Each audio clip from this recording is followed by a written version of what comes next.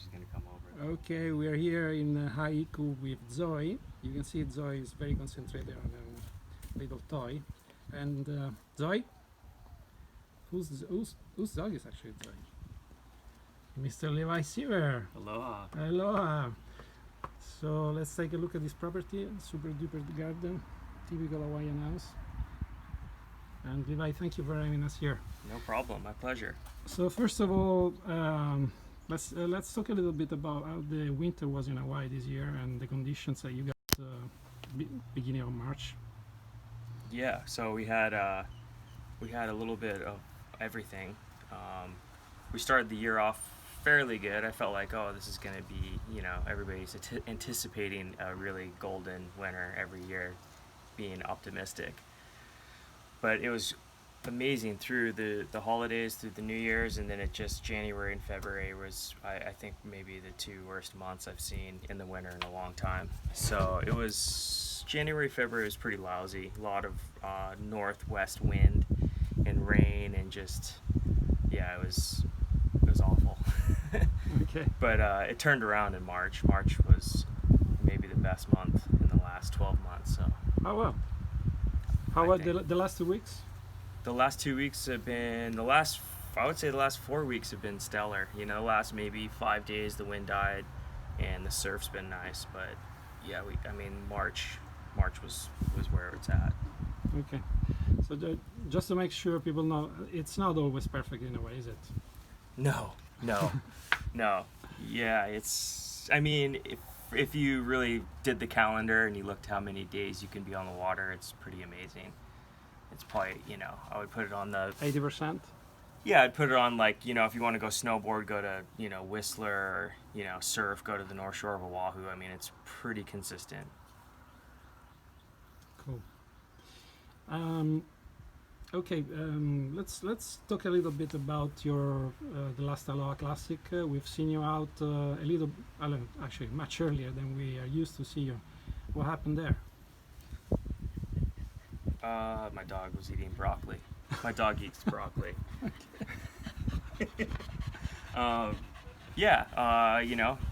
It's the kind of the nature of events, and a lot of times it comes down to just wave selection and getting the right wave. And I just kind of maybe wasn't in rhythm. Sometimes you feel it and you're kind of on the best waves. And some of those guys are really, obviously so talented, but they're also small.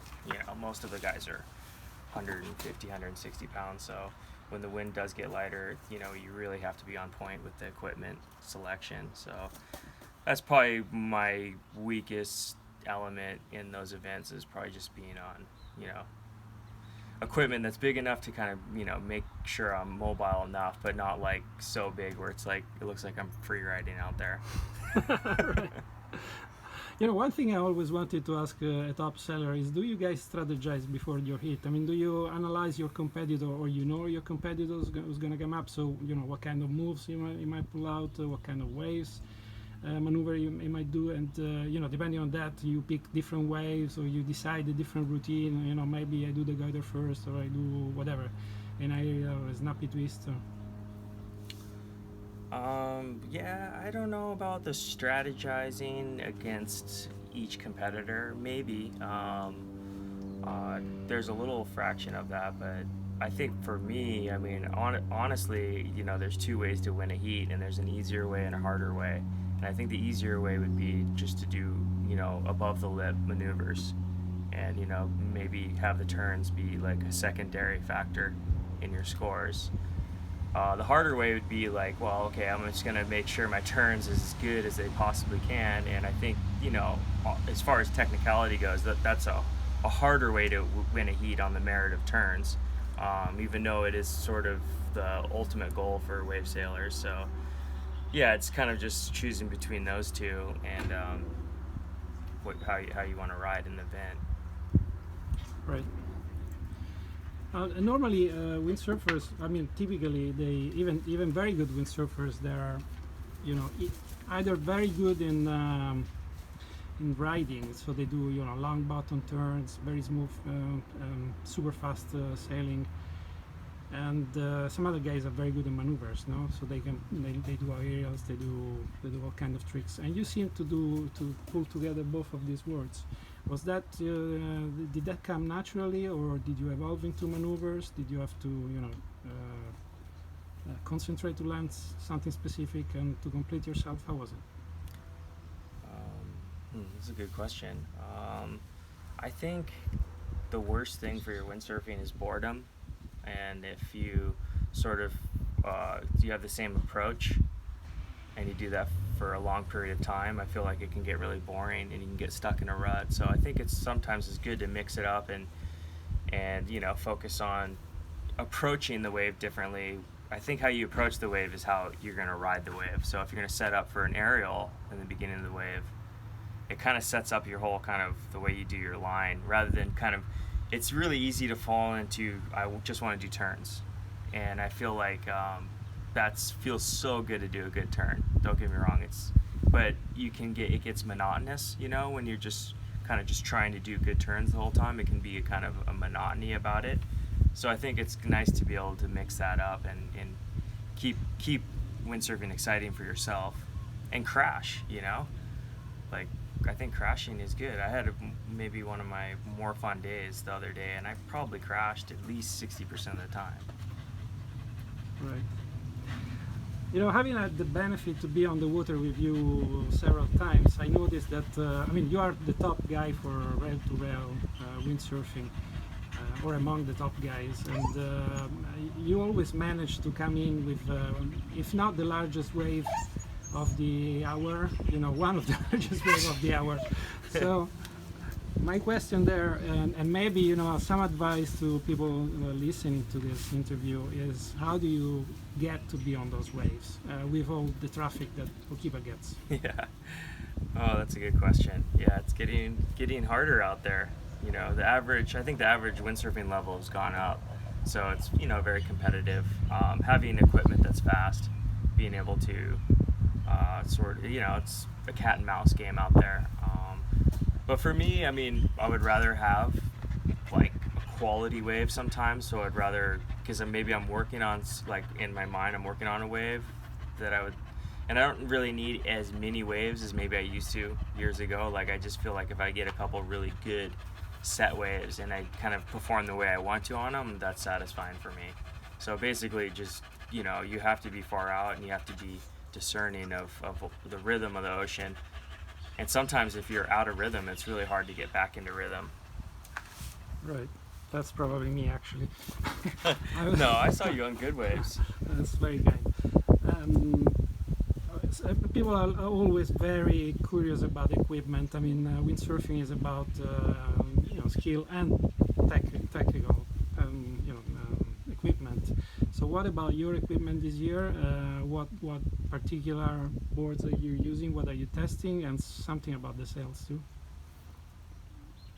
I think maybe the evolution of windsurfing has been similar to skiing in a way, where it had its big explosion and participation was on a rise, and then it kind of maybe plateaued for a while. And I feel like with the invention of the new twin tip skis and the wider skis that can float in powder and more freestyle oriented as well, kind of brought a whole new life and spirit into skiing and a new kind of way of skiing. And I think now, a lot of people are saying, well, the equipment, we had good equipment in the past, but honestly, we're out there in 10 knots. Out there in 10 knots with barely any wind when it's 10, 15 foot surf, and we're riding out there. And you could ride a 95 liter board and it turns like amazing. So just the range of the equipment is amazing. So right now I'm just basically working on, I want my sails to feel like super soft but drivey. I want the boards to be fast. I have no tolerance for slow boards anymore. Not that I had slower boards, but number one is fast board. And just equipment that your equipment is sort of, it's almost it's like interconnected with the way that you windsurf. It's really an extension of your body. It's an extension of your performance. And riding good equipment, ignorance is bliss, right? You can ride equipment to a certain point and have a great time, but once you ride stuff that opens up a new sort of paradigm Damage, yeah. in your mind, and you're like, Yeah. wow, this sail feels twice as light and soft, or this board is fast and it turns so tight, So where and is your it ruins you. where Like is you your- have to now you've reached a higher level of performance on the equipment, so it's like you'll never go back. right? So where is your maximum thickness, your maximum width? I mean, what are you moving? Where are you pushing the shapes toward? Well, I mean, honestly, Keith has just been really. I'm riding boards from 2, 3, 4 years to today. Like, I still have boards from 4 years ago. He's been pretty on point. He's concaves. We've done. It's more of like, it's not so much like let's change everything. It's more of like it's minute details, because it's like you don't like want to change everything, because there's some things they've been building on for decades, with rocker lines and things like that. So it's just like little small details. Right. Small details. So you mentioned skiing. A lot of windsurfers are either skiers and snowboarders at the same time. We remember your stunt with the snowboard and the sail. That was epic. Do you actually snowboard every year? I mean, do you go, and are you passionate? Do you freeride? What do you do? Yeah, I don't know, my desire with snowboarding, it's very bizarre, because for me, like, it's sort of in my most formable years in windsurfing, when I was in my late teenage years and early 20s, I never looked at any other sports. I was just crazy about snowboard videos. I liked, there's just a spirit in the way that they're showing their sport, with the music and just the whole vibe of that sport. And I still have boxes of snowboard videos, and I feel like I was just like kind of taking all that in, and snowboarding, I don't know, just the whole expressiveness of it, and riding a big mountain, doing freestyle, yeah, it just really appealed to me. And the movies, the medium of film was like, I think for me, was always the biggest driving force. I've always looked at film as something to inspire me. So yeah, I get on the mountains occasionally, not that much. I mean, I would like to go more. Like some of these other guys, like Kevin and Jason, those guys are scoring some amazing, like cat runs and heli runs, and need more budget. So I guess there is justice in life, because I have boxes of your videos windsurfing, and you got a few boxes of snowboarding videos. Right. So a little bit to close up, maybe, because we've been quite long, but I know people will like this. On your clinics. So we're discussing your technique. You are the guy for rail to rail, and you're one of the best bottom turns out there. And you do organize clinic with Brazilian. How does that work? And what can people expect to get out of the clinic? Yeah, so my camps are pretty much around the calendar now. I've opened up more venues. I have a couple with Brazino that, in the spring and in the summer. But yeah, actually, it's really kind of been in my family. Before I was a pro windsurfer, we were running summer camps in the Columbia River Gorge. So I was like instructing, and it's kind of like part of like our family. We've been doing. My parents had a school as well. So it kind of goes pretty far back in our history. But yeah, I really thought, I'm like, as an athlete, it's kind of nice to share this information, and to kind of like see it reflected in other people and see them stoked on it. It can be a selfish endeavor to just focus 100% on what you're doing, and I've like, it kind of opened my mind to be like, wow, like, this information is, contributing to other people's sailing, and they're so happy and stoked with it. Like, let's keep it going. So I just kept doing more and more camps, and the camps really based off of like, what do I want in an epic week of windsurfing? I want to be on good gear. I want to be in good conditions. I want to be filming. Filming is one of our number one priorities. So just filming the sessions and breaking down like the whole physics of like proper approach, wave selection, technique, and just kind of building, all these techniques and helping people, go next level with their sailing. If it's like someone that's, an intermediate sailor to like, a top pro sailor. To be honest, like John has a coach. So it's like, I feel like we need more of this in our sport, because there are a lot of people out there that they're almost like they're one technique away from going to another level in their Right. sailing.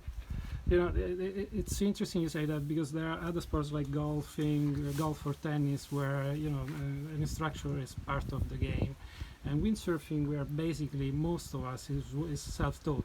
So we don't have this approach, but it's a very technical sport.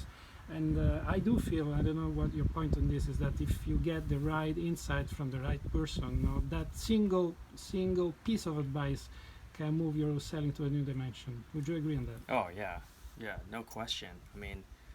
No question at all. And it's sometimes it can be super simple stuff, but sometimes super simple stuff is overlooked, and you can go years.